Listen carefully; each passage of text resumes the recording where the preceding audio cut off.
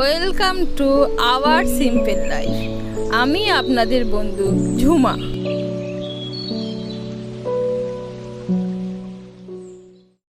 এই beautiful ornamental প্ল্যান্টটির common নাম হলো রেড বাটারফ্লাই উইংস। এর বৈজ্ঞানিক নাম হলো ক্রিস্টিয়া ভেসপারটিলিওনিস। এর অসাধারণ পাতার শেপের জন্য এর নাম রেড বাটারফ্লাই উইংস হয়েছে। এই পাতাগুলো ঠিক অনুকরণ করে উড়ন্ত প্রজাপতির ডানার মতন, বিশেষ করে যখন হাওয়ার দ্বারা পাতাগুলো নড়ে। এই কারণেই অর্নামেন্টাল হাউস প্ল্যান্ট হিসেবে এর পপুলারিটি আছে। এই গাছের হাইট সাধারণত 2 থেকে 4 ফুট হয়ে থাকে, কখনো কখনো এর থেকেও লম্বা হয়ে যায়। এই গাছে বসন্তের সময় ফুল হয়ে থাকে এবং ফুলের রং সাদা হয়। ফুলগুলি খুবই ছোট, 2.5 সেন্টিমিটারের মতন হয়ে থাকে। ফুল থেকে এর বীজ তৈরি হয় এবং বীজ পেকে গেলে সাধারণত গাছ মারা যায়। এই গাছটার আদি বাসস্থান হলো সাউথ ইস্ট এশিয়া। এর পাতাগুলি দিনের আলোয় খুলে থাকে, রাত্রিরে বন্ধ হয়ে যায়, অর্থাৎ মুড়ে থাকে। এটা একটা ঔষধি গাছ।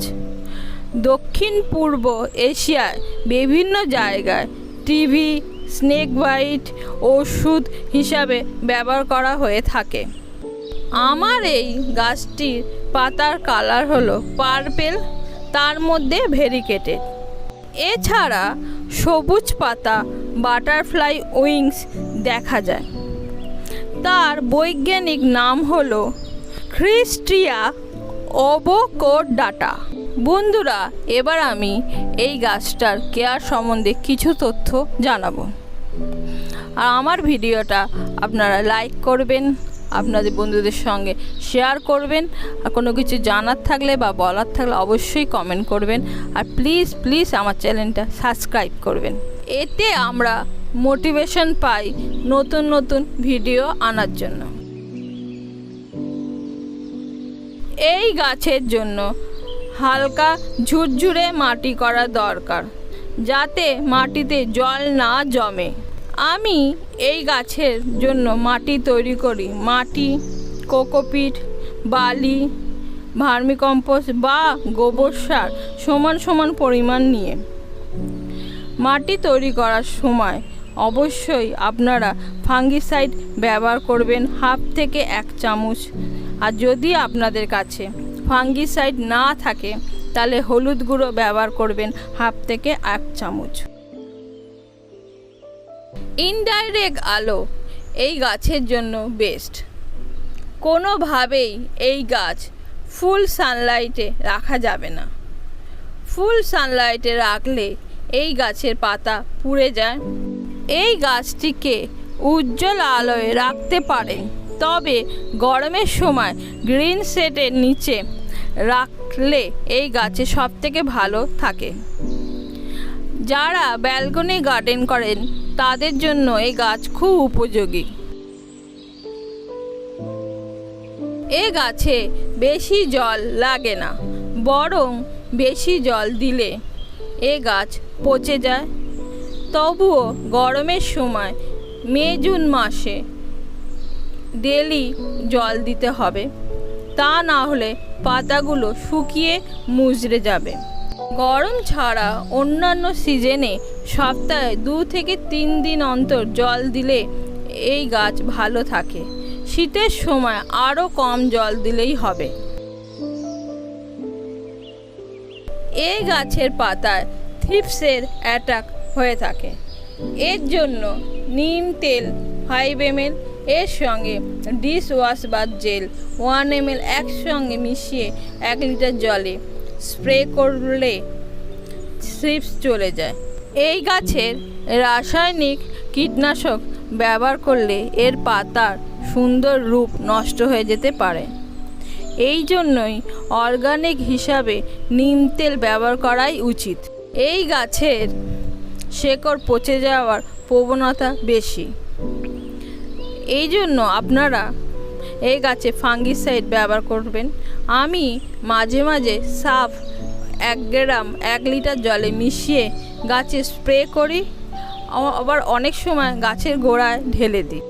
ফাঙ্গিসাইড স্প্রে করার পরের দিন আমি এই গাছে জল দিয়ে পাতাগুলো ধুয়ে দিই, যাতে এর সুন্দর পাতার রূপটা নষ্ট হয়ে না যায়।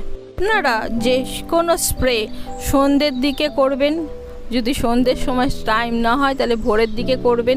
দিনের আলোয় গাছে কোনো কিছু স্প্রে করবেন না, এতে আপনার গাছে উপকার হবে। এই গাছের খুব একটা ফার্টিলাইজারের চাহিদা নেই, তাই মাসে একবার ব্যালেন্স NPK 19-19-19 2 গ্রাম 1 লিটার জলে দিয়ে ডাইরেক্ট টবে দিয়ে দেবেন।